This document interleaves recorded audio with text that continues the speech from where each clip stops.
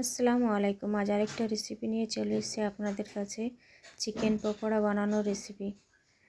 তো প্লিজ ভিডিওটা স্কিপ না করে শেষ পর্যন্ত দেখতে থাকুন। রমজান মাস ইফতারি করার জন্য চিকেন পকোড়া বানিয়ে নিচ্ছি। তো নিয়ে নিয়েছি এখানে 250 গ্রাম মতো চিকেন, ছোটো ছোটো করে কেটে নিয়েছি, ধুয়ে নিয়েছি। এবারে দিয়ে দিচ্ছি আমি 1 চামচ আদা রসুন বাটা, 1 চামচ লঙ্কা বাটা, হাফ চামচ কাগজি লেবুর রস, একটা ডিম, গোল ময়দা আটা, কর্নফ্লাওয়ার, কেশরি মেথি, গরম মশলার গুঁড়ো, পরিমাণ মতো নুন, হাফ চামচ জিরে ধনে গুঁড়ো, হাফ চামচ হলুদ গুঁড়ো, পরিমাণ মতো ঝাল। বেশ ভালোভাবে মেখে নেব। ওপর দিয়ে দিয়ে দিচ্ছি আমি একটু বেসন। বেশ ভালোভাবে মেখে 1 ঘন্টা মতো আমি রেস্টে রেখে দেবো।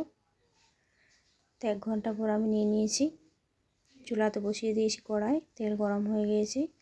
এবার আমি এক এক করে ছেঁকে নেব। তো ছেঁকা হয়ে গিয়েছে, দেখেন পরিবেশন করার জন্য রেডি।